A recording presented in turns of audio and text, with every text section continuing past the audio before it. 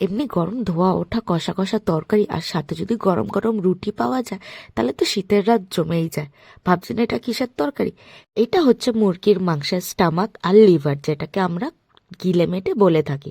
এর সাথে আছে হচ্ছে মুরগির ঠ্যাং, আর আছে উইংসের কিছু অংশ। অনেকজন এগুলো খেতে পছন্দ করেন, আবার অনেকজন কিন্তু খেতে পছন্দ করেন না।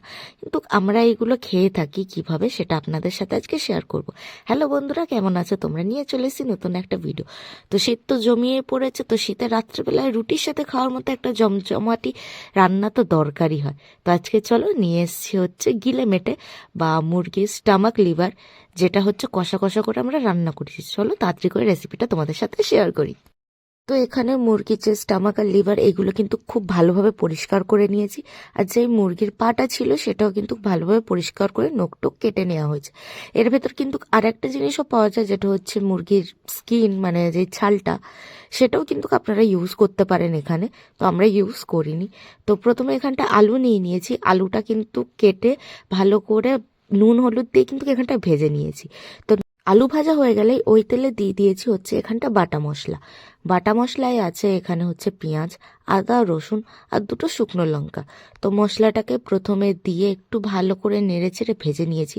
মশলা দিয়ে যখন কাঁচা গন্ধ বেরিয়ে গেছে এর ভেতর দিয়ে দিয়েছি হচ্ছে স্বাদ মতো নুন, হলুদ, জিরের গুঁড়ো, ধনের গুঁড়ো আর লঙ্কার গুঁড়ো দিয়ে কিন্তু ভালোভাবে মশলাটা কষিয়ে নিয়েছি যতক্ষণ না মশলা থেকে তেল ছেড়ে দিয়েছে। আর যখন মশলা দিয়ে তেল ছেড়ে দেবে আগে থেকে ধুয়ে রাখা স্টামাক আর লিভারটা কিন্তু মশলা দিয়ে 2 মিনিটের মতো কষিয়ে নিয়েছি। এবার কষানো হয়ে গেলে ওর ভেতর দিয়ে দেবো হচ্ছে আগে থেকে ভেজে রাখা আলুটা। দিয়েও কিন্তু 2 মিনিট ভালোভাবে কষিয়ে নিয়ে এখানটা আমি কিন্তু ঢাকা দিয়ে দিয়েছি, যাতে যে মাংসের যে তেলটা আছে, মানে লিভার আর স্টামাকে না, স্টামাকের দিকে না একটুকুনি চর্বি থাকে, সেই যে চর্বিটা সেটা যাতে গলে যায়। তো এখানটা 5 মিনিট আমি ভালো করে ঢাকনা দিয়ে রেখে কষিয়ে নিয়েছি। কষানো হয়ে গেলে এর ভেতর দিয়ে দিচ্ছি হচ্ছে পরিমাণ মতো জল।